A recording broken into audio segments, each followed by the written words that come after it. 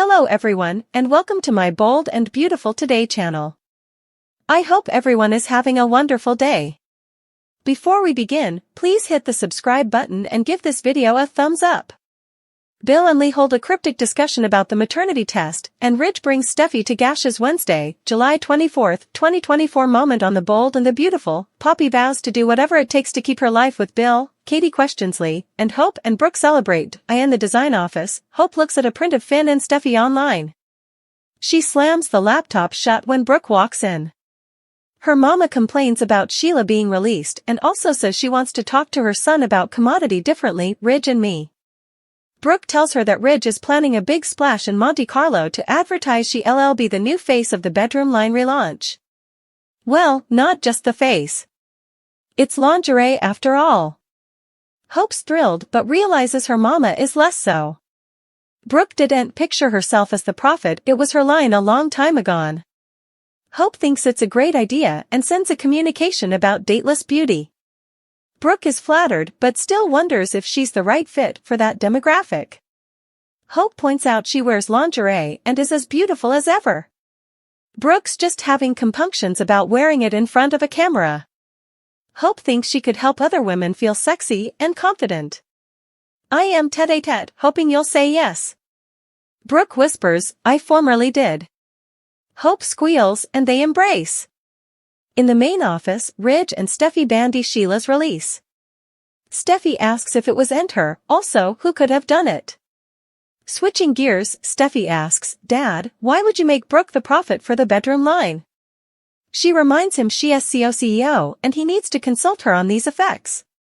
This isn't a relaunch, it's a flashback and that's not commodity she wants to flash back on. Ridge asks if this is about family history. Steffi argues there are so numerous beautiful models in the structure, there are so numerous celebrities that would subscribe on, why Brooke? Ridge says she's beautiful and respected each over the world, that's why. Steffi complains that he brought her on the administrative platoon without consulting her and now wants to make her the lead model. The line is formerly profitable. I am sorry, Dad, I suppose you're remaking a huge mistake.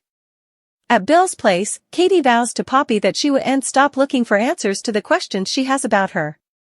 I don't suppose Bill has any idea what he's gotten himself into.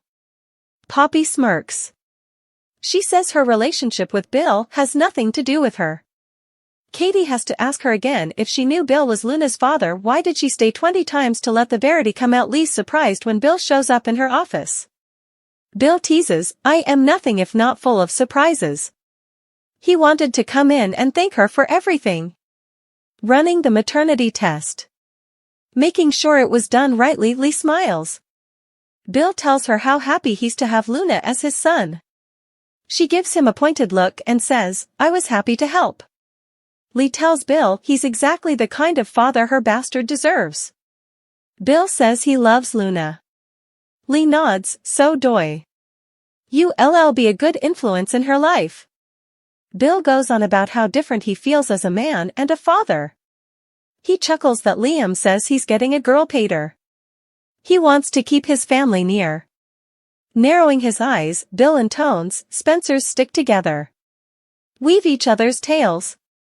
Now, it might be a bit old-fashioned wanting to bring my people together, but now that Poppy and Luna are family, you're as well. Lee shafts, Bill, you don't know what that means to me.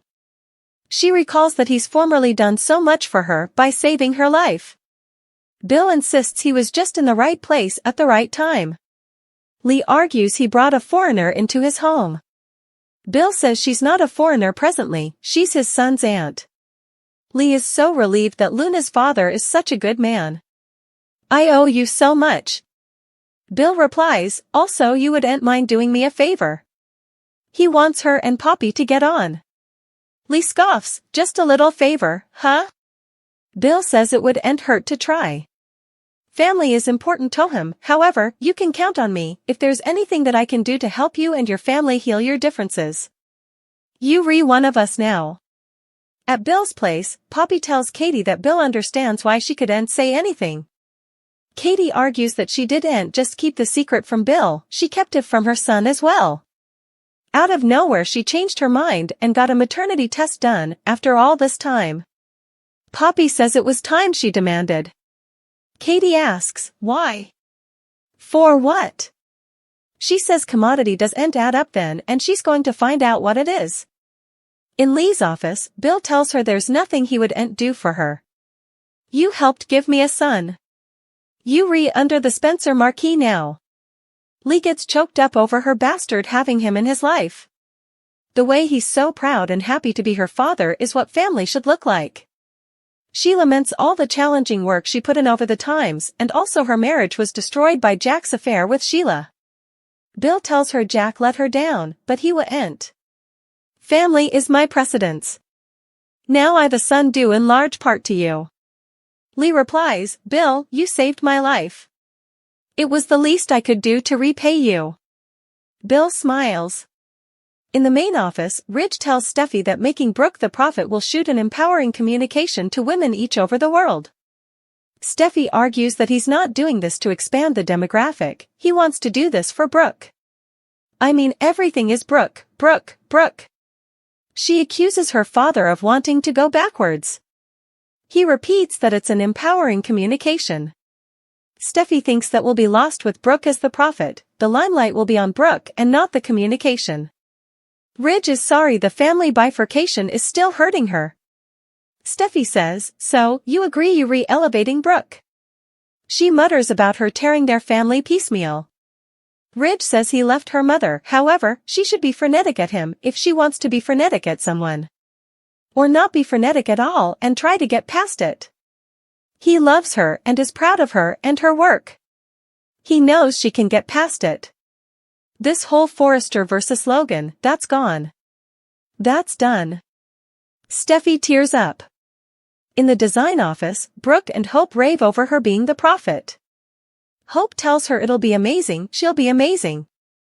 Hope is thrilled for her and urges her mama not to overthink it and just be her awful tone. Hope is sure this will pay off big time. She comes alive in the limelight, it's marvelous to watch. She knows Brooke's bedroom and the relaunch will be a huge success. Brooke hopes so, but she knows someone who wouldn't be as agitated. Hope sighs, Steffi. At Bill's place, Poppy is pacing the bottom fuming about Katie questioning her in her own home when Luna comes by and asks what's wrong. Poppy says it's nothing for her to worry about. Luna asks, what happened? Poppy says she just had another run-in with Bill's ex-wife. That infuriating woman, just so judgmental and sticking her nose where it doesn't belong. Luna gawps, what did she say to you? Poppy won't tell her and urges her son to concentrate on her happy new life. Luna says she loves it. Poppy does too, and I'll do whatever it takes to keep it. Katie turns up at Lee's office and says she just came from Bill's. She had another unwelcome experience with her family and was wondering if she could help her with it. Katie understands the two of them aren't close.